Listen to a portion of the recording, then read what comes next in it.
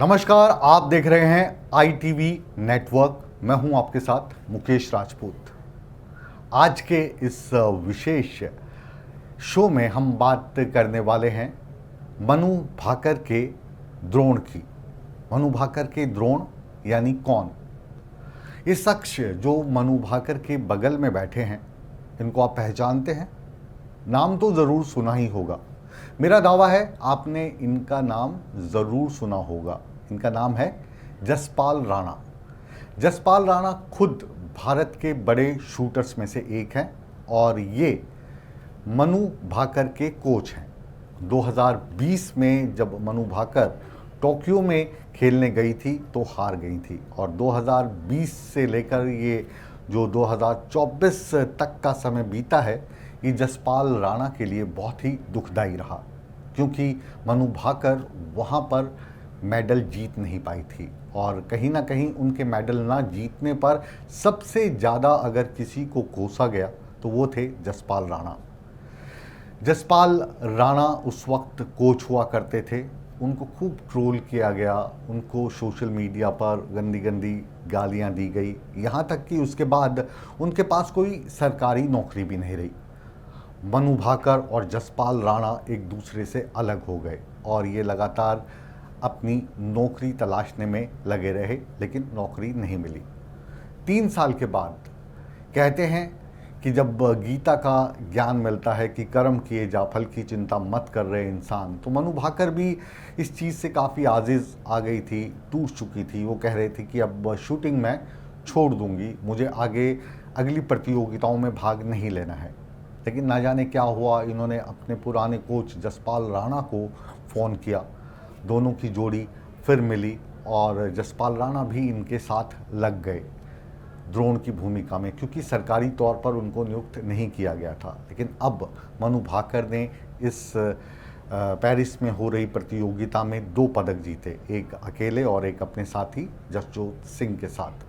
तो अब जो 2020 में विलन के रूप में जनता ने जिसको जाना था, उनको ट्रोल किया था, अब जब वो वापस लौटेंगे पेरिस से तो वो देश के नए हीरो होंगे। वो देश की उस नायिका के कोच होंगे जिन्होंने हमारे देश के लिए पदक जीते हैं। तो जसपाल राणा के बारे में हम आपको बताते हैं कि खुद ये बहुत बड़े निशानेबाज रहे हैं और 2024 में जो मनु भाकर ने 2 पदक जीते हैं, तो अब उनके ये कोच हैं।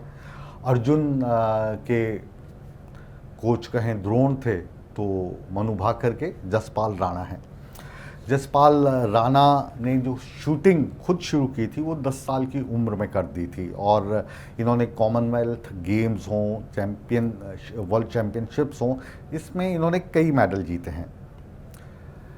जसपाल राणा के जो पिता थे वो भी शूटर थे, नारायण सिंह राणा इनका नाम था और जसपाल राणा का जन्म 28 जून 1976 में उत्तराखंड के उत्तरकाशी ज़िले में हुआ था।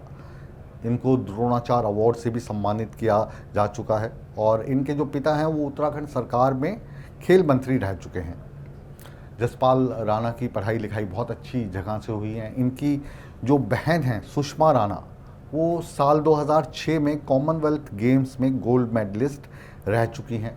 सुषमा राणा इस वक्त हमारे देश के जो बहुत बड़े मंत्री हैं, रक्षा मंत्री राजनाथ सिंह, उनके बेटे जो नोएडा से विधायक हैं, उनकी पत्नी हैं। लगातार ये जो परिवार है एक दूसरे के संपर्क में रहता है और जहाँ तक पढ़ाई लिखाई की बात है तो जसपाल राणा की पढ़ाई उत्तराखंड में भी हुई है, दिल्ली में भी हुई है।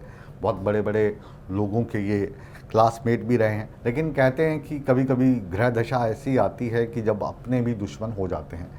इनका जो मेथड है सिखाने का, उसको लेकर लगातार सवाल उठते रहे हैं और उसी की वजह से ये कंट्रोवर्सी में आए हैं। जसपाल राणा जब अपने शिष्यों को शिक्षा देते हैं तो काफ़ी सख्त कोच माने जाते हैं। इनका स्टाइल जो है दूसरे कोचेस से बिल्कुल अलग है। ये कहते हैं कि अगर आप चूके अपने लक्ष्य से, जो आपको लक्ष्य दिया गया है, तो उस लक्ष्य से 200 गुना ज़्यादा आपको दान करना है, चैरिटी देनी है। मान लीजिए आप का 2 पॉइंट से आप चूक गए हैं तो 2 इंटू 200 400 रुपये आपको चैरिटी में डालना होगा। तो वैसे तो मसला धार्मिक है, लेकिन इस चीज़ को लेकर भी इनका काफ़ी ज़्यादा मजाक उड़ाया गया था। और राणा का जो मन मुटाव, जैसा मैंने बताया कि मनु भाकर से हो गया था 2020 के बाद, तो इन्होंने खुद को उनसे अलग कर लिया। मनु भाकर अब शूटिंग नहीं करेंगी ये सोचने लगी। दोनों मान लीजिए कि टूटे टूटे से घूम रहे थे। फिर एक दिन फ़ोन पे बातचीत हुई और फिर उसी पुराने मेथड पर, जो मेथड जसपाल राणा की खासियत है टारगेट सेट करने की, इन्होंने मनु भाकर को दिए और लगातार ये कोशिश करते रहे। और जसपाल राणा का जो तरीका लोग नापसंद करते थे, आज हम उसका जिक्र कर रहे हैं। मनु ओलंपिक में हारी टोक्यो में, अब यहाँ पर जीत हासिल की है और नायिका बनकर जब वो पेरिस से यहाँ पर आएंगी तो जिस तरीके से मनु भाकर का या दूसरे खिलाड़ी जो इस प्रतियोगिता में मेडल लेकर आ रहे हैं उनका स्वागत किया जाएगा। तो हमें उम्मीद है कि जसपाल राणा को भी उसी तरीके से बाहें खोल के लोग उनका स्वागत करेंगे। और इतने बड़े शूटर, इतने बड़े खिलाड़ी जो एक अदद सरकारी नौकरी के लिए या किसी सरकारी मदद के लिए लगातार गुहार लगा रहे थे, उनको भी सम्मानपूर्वक भारत सरकार, भारत का खेल मंत्रालय, राज्य सरकारें दोनों हाथ फैलाकर आगोश में लेंगे। बहरहाल आज के इस लाइव विशेष को हम जसपाल राणा को डेडिकेट करते हैं, इस उम्मीद के साथ कि खिलाड़ियों के साथ साथ जो पर्दे के पीछे रहकर अपनी भूमिका निभाते हैं उनका क्या योगदान रहता है। आप भी उसे सराहेंगे, हम भी उसे सराहेंगे। बहुत बहुत शुक्रिया आपका।